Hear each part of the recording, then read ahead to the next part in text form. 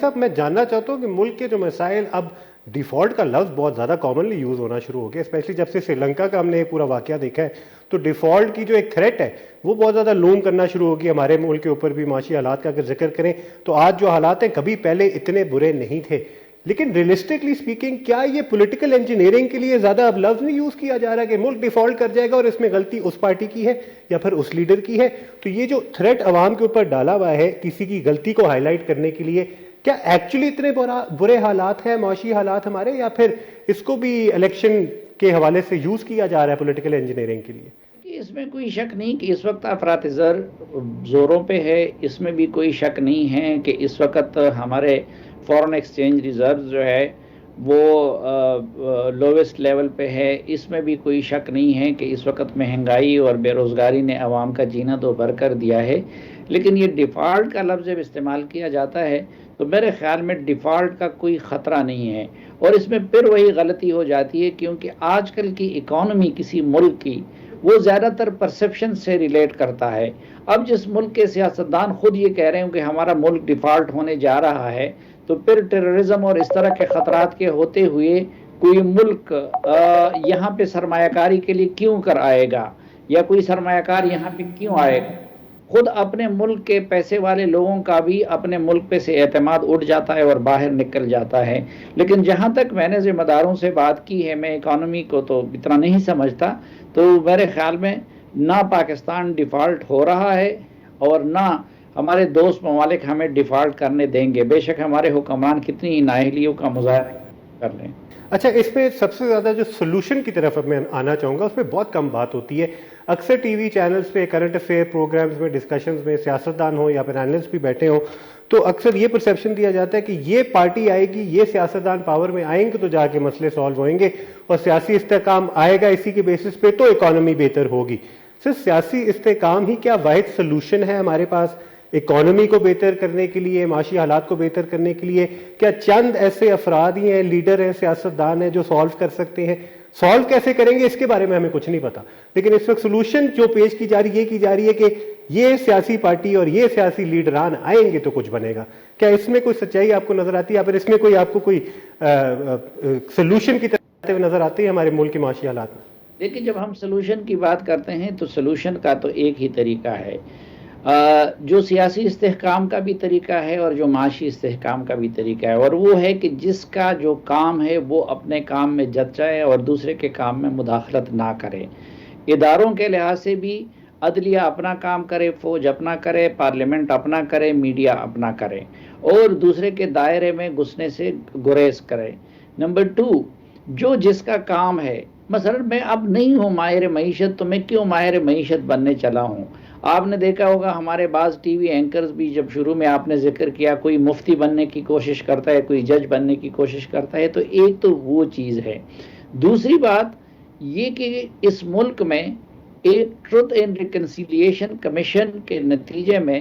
چند بنیادی چیزوں پہ اتفاق ہونا چاہیے، جس طرح ہمارے کانسٹیٹیوشن پہ ہم نے کیا ہے اس وقت کے بڑوں نے، اور وہ میثاق معیشت ہو سکتا ہے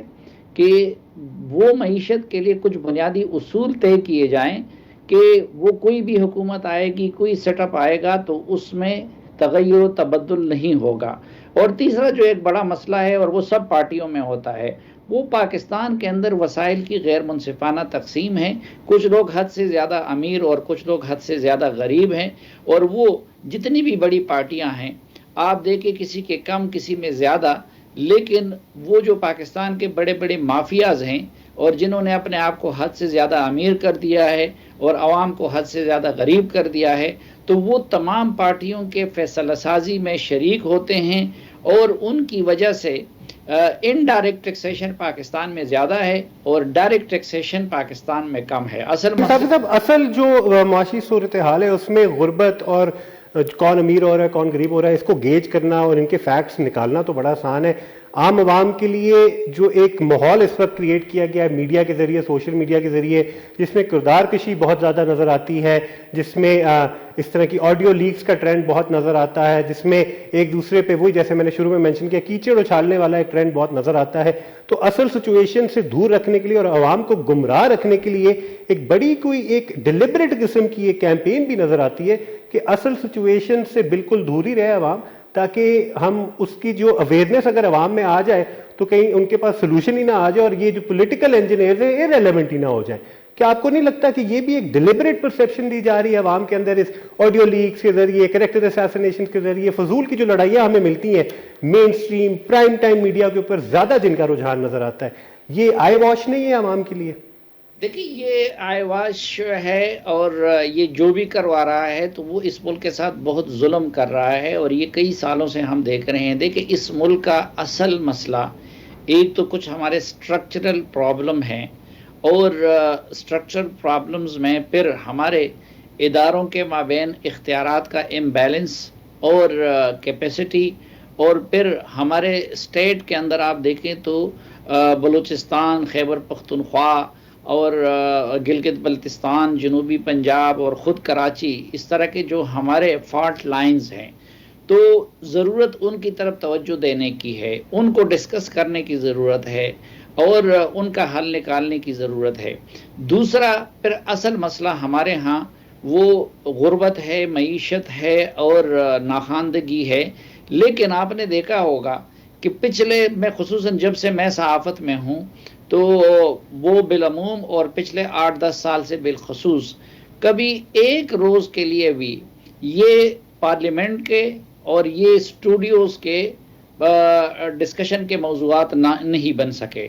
وہ پہلے آپ دیکھیں تو نواز شریف کی پچھلی حکومت میں ہونا یہ چاہیے تھا کہ آپ گورننس کا انالیسس کرتے، اس پہ تنقید کرتے. اپوزیشن کا کام یہ ہوتا ہے کہ متبادل تجاویز دیتی. وہ پورا 5 سال ہم نے گزار دیے، 4 حلقے کھول دو، یہ کر دو، وہ کر دو، داندلی ہوئی ہے نہیں ہوئی ہے. جوڈیشری بھی عوام کو انصاف دینے کی بجائے پولیٹیکل ڈسپیوٹس نمٹانے میں مصروف ہوتے ہیں. پھر عمران خان صاحب کی حکومت میں بھی سارا وقت ہمارا اسی پہ گزر گیا، اس کو اندر کرو، اس کو باہر کرو، نیب سے یہ ہونا چاہیے، یہ نہیں ہونا چاہیے. پھر اب جب یہ لوگ آئے ہیں تو اس کے بعد پھر یہ کہتے ہیں وہ ذمہ دار ہے، وہ کہتے ہیں یہ ذمہ دار ہیں. اور پھر پنجاب میں حکومت آ رہی ہے، جا رہی ہے، نواز شریف آ رہا ہے، جا رہا ہے، عمران خان اندر ہو رہا ہے، نہیں ہو رہا ہے. اور پھر اس کے ساتھ ساتھ یہ جو ابھی گندی چیز نئی آڈیو ویڈیو لیکس کی شروع کر دی گئی ہے، تو ظاہری بات ہے اس میں چسکا تو زیادہ ہوتا ہے، لیکن جو عوام کے اصل مسائل ہے اس کی طرف نہ پارلیمنٹ میں ڈیبیٹ ہے، نہ میڈیا میں ڈیبیٹ ہے. اور یہ ملک تب ٹھیک ہوگا کہ ہم معیشت کو، ہم معاشرت کو، ہم اسٹیٹ کے جو فالٹ لائنز ہے ان کو، اور یہاں پہ تعلیم جیسی چیزوں کو موضوع بحث بنائیں.